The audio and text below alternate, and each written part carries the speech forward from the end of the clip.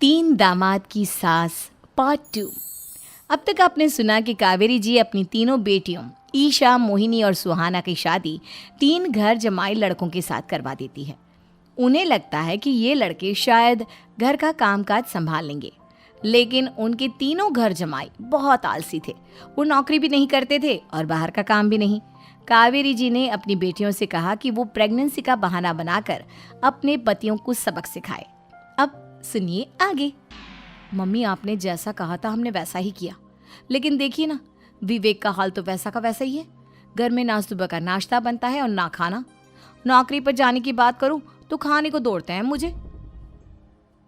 हाँ मम्मी, मैंने भी सुमित को कितनी बार कहा कि अगर नौकरी नहीं करनी तो कोई छोटी सी दुकान ही खोल लो, घर का खर्चा कैसे चलेगा। देखो दोपहर के 12 बजने आए और जनाब अभी तक सो रहे हैं। हाँ मम्मी, ईशा और सुहाना ठीक कहती हैं। अविनाश का भी यही हाल है। जब मैंने अपनी प्रेगनेंसी के बारे में कहा तो मुझसे कहने लगा, अरे दूसरी लड़कियां तो 9-9 महीने तक नौकरी करती है, बस डिलीवरी के टाइम छुट्टी लेती है। मोहिनी, तुम भी नौकरी करो। अब मुझे कहाँ नौकरी मिलेगी। मम्मी बताओ अब मैं क्या करूँ। हे भगवान, क्या सोचकर घर जमाई दामाद लाई थी मैं कि मेरी बेटियां मेरे पास रहेंगी और खुश रहेंगी, लेकिन इन आलसी दामादों ने तो हमारी जिंदगी को भी प्रॉब्लम में डाल दिया है। मैं तो कहती हूँ मम्मी, हम लोग वापस अपनी जॉब पर जाना शुरू कर देते हैं। बता देते हैं इन लोगों को कि हमने प्रेगनेंसी का बहाना किया है। नहीं नहीं बेटा, ऐसी गलती भी मत करना। अगर तुमने ऐसा किया तो इन तीनों की आदत और ख़राब हो जाएगी। अरे आज नहीं तो कल कभी तो तुम प्रेग्नेंट होगी, तब वापस यही प्रॉब्लम आएगी। तब क्या करोगी तुम तीनों। हाँ मम्मी, आपकी बात तो बिल्कुल सही है। इन लोगों को तो सुधारना ही पड़ेगा। लेकिन कैसे? अपने बच्चों के आने की खबर सुनकर भी इन लोगों पर कोई असर नहीं हो रहा। पैसे कमाने के लिए घर से बाहर निकलना ही नहीं चाहते ये तीनों। अब मेरे दिमाग में एक प्लान आया है। तुम तीनों चिंता मत करो, उन तीनों को बुलाओ, फिर मैं बात करती हूँ। थोड़ी देर बाद कावेरी जी अपने तीनों दामादों को सामने बुलाकर अपनी बात कहना शुरू करती हैं। अविनाश, सुमित और विवेक, देखो बेटा, मैं ना तुम तीनों से बड़ा प्यार करती हूँ, इसीलिए तो तुम्हें घर जमाई बना कर रखा है मैंने। अरे मम्मी जी, सीधे सीधे कहिए ना, क्या बात है। प्यार तो हम भी आपको बहुत करते हैं। अरे मम्मी जी, आपकी इज्जत भी बहुत करते हैं। अरे भाई, आपके जैसी सास और कमाने वाली बीवी सबको मिलती है क्या? हाँ मम्मी, विवेक और सुमित ठीक कह रहे हैं। आपकी बेटी से शादी करके मेरी तो ज़िंदगी ही अच्छी हो गई है। जानती हूँ मैं, और ये भी जानती हूँ कि तुम तीनों अपने अपनी बीवियों से बहुत प्यार करते हो। बेटा, बात ऐसी है कि हमारे कुल गुरु ने कहा है कि प्रेग्नेंट होने के बाद मेरी तीनों बेटियाँ शुरू के 4 महीने हमारे गांव में जाकर रहेगी, जहाँ मेरे चाचा जी रहते हैं। अरे लेकिन क्यों मम्मी, गांव में जाकर रहने की क्या ज़रूरत है इन तीनों को। वो क्या है ना बेटा, हमारे परिवार को एक श्राप है।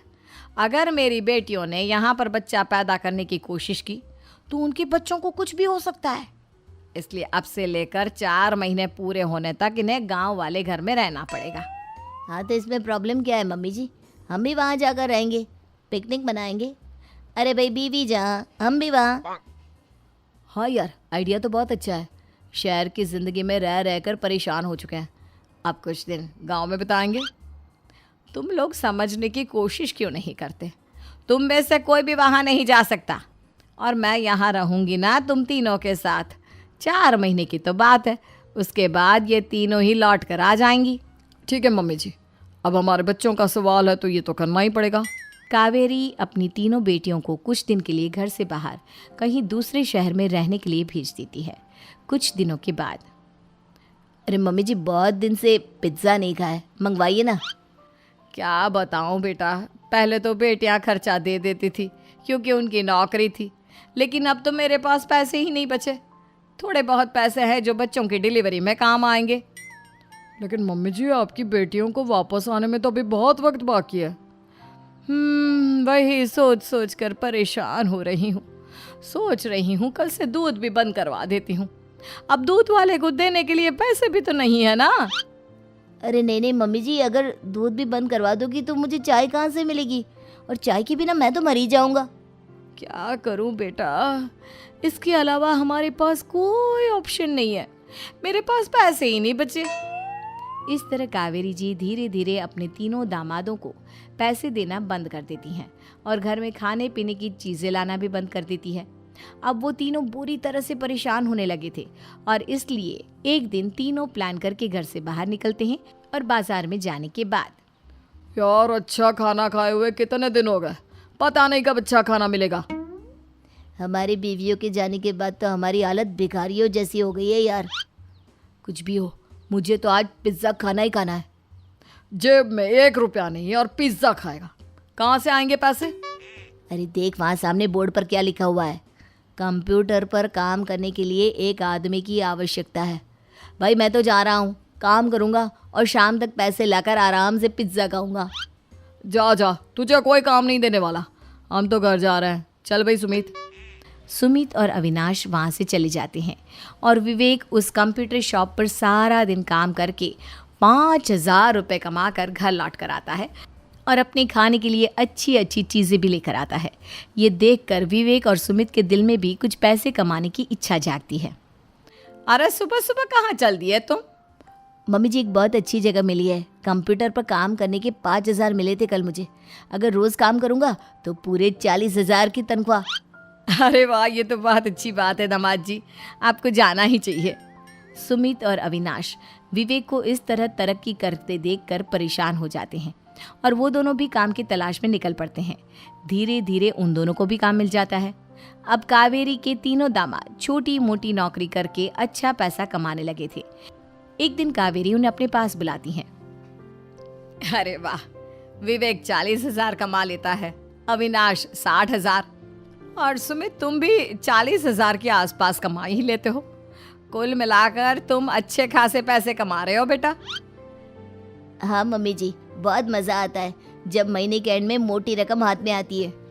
पूछिए मत मम्मी जी, घर में रहकर रोटी बना बना कर और तो जैसा महसूस होने लगा था मुझे तो। हाँ बेटा, तुम तीनों की बात तो बिल्कुल ठीक है और जानते हो अब तुम तीनों की पत्नियां भी वापस लौट कर आने वाली है। लेकिन मम्मी जी अभी तो उन्हें गए सिर्फ 2 महीने हुए हैं, आपने तो कहा था वो 4 महीने के बाद लौट कर आएंगी। ऐसा कुछ नहीं है बेटा, मैं सिर्फ तुम तीनों को सबक सिखाना चाहती थी कि आदमी घर में बैठकर बीवी की कमाई खाता हुआ अच्छा नहीं लगता।